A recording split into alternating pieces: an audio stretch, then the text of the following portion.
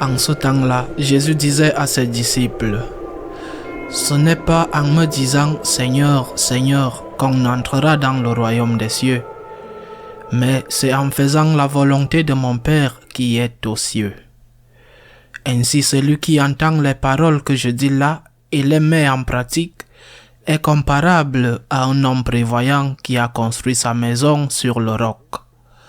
La pluie est tombée, les torrents ont dévalé, les vents ont soufflé et se sont abattus sur cette maison. La maison ne s'est pas écroulée, car elle était fondée sur le roc. Et celui qui entend de moi ces paroles sans les mettre en pratique est comparable à un homme insensé qui a construit sa maison sur le sable. La pluie est tombée, les torrents ont dévalé, les vents ont soufflé, ils sont venus battre cette maison. La maison s'est écroulée et son écroulement a été complet. Acclamons la parole de Dieu. Très souvent, surtout dans certains pays et dans certains milieux, je rencontre des personnes qui considèrent que leur relation avec Dieu est basée sur le sentiment.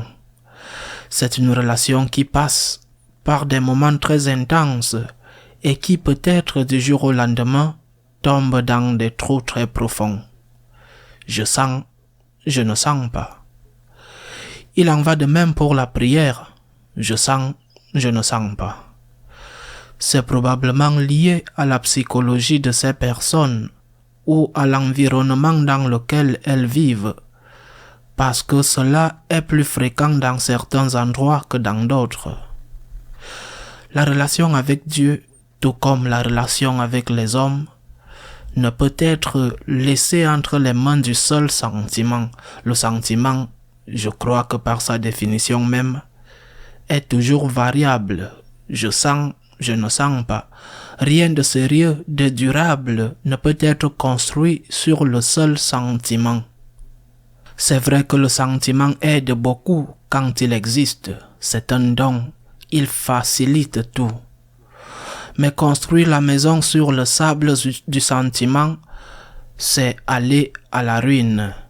Quelle que soit la maison qu'on y construit, par exemple la maison de la famille ou la maison du travail, la maison des amitiés et bien sûr la maison de la relation avec Dieu.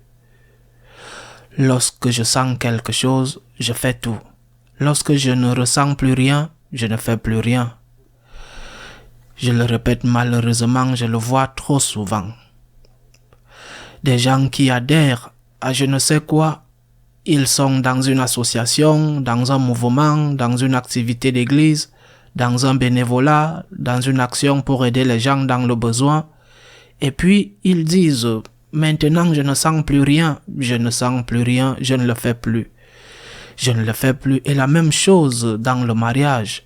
Ils sont mariés depuis des années, ils ont des enfants ensemble. Et puis l'un dit à l'autre, maintenant je ne ressens plus rien pour toi. Je ne ressens plus rien pour toi, je suis désolé, tu vas rester seul. Je ne ressens plus rien pour toi. Même dans le sacerdoce, ce n'est pas si fréquent, mais aussi on assiste à des « maintenant je ne ressens plus rien, tu vas rester seul mon Dieu ». C'est une immense fragilité qui détruit la propre vie, la vie des autres. Elle fait des dégâts énormes. Que devons-nous faire? Jésus le dit dans l'évangile d'aujourd'hui. Construire la maison sur le roc. Construire la maison sur le roc, dit le Seigneur, c'est faire la volonté de Dieu. Aimer comme Dieu nous l'a enseigné. Et faire la volonté de Dieu signifie faire ce qui doit être fait. Si tu le sens, plus facile, c'est mieux pour toi. Et si tu ne le sens pas, peu importe. Tu ne peux pas dire, je vais travailler si j'en ai envie, si je le désire.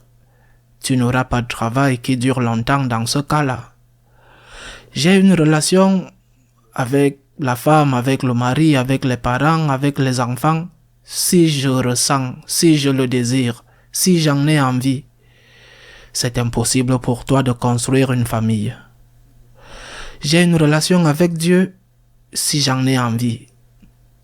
Il me semble que l'approche est si fragile et si anti-humain que ceux qui la suivent, et ils sont nombreux, n'avancent pas du tout dans la vie et pas seulement sur le chemin de la sainteté. Ce que nous devons nous demander, c'est que dois-je faire? Que dois-je faire? Je dois me lever le matin, mais j'ai sommeil. Mais je dois me lever le matin, c'est mon devoir, c'est mon obligation et je dois aller au travail. Et là, je dois le faire de la meilleure façon possible. Il y aura des jours où cela sera merveilleux et d'autres jours où cela sera désagréable, inconfortable, mais je dois le faire. Je dois faire mon devoir.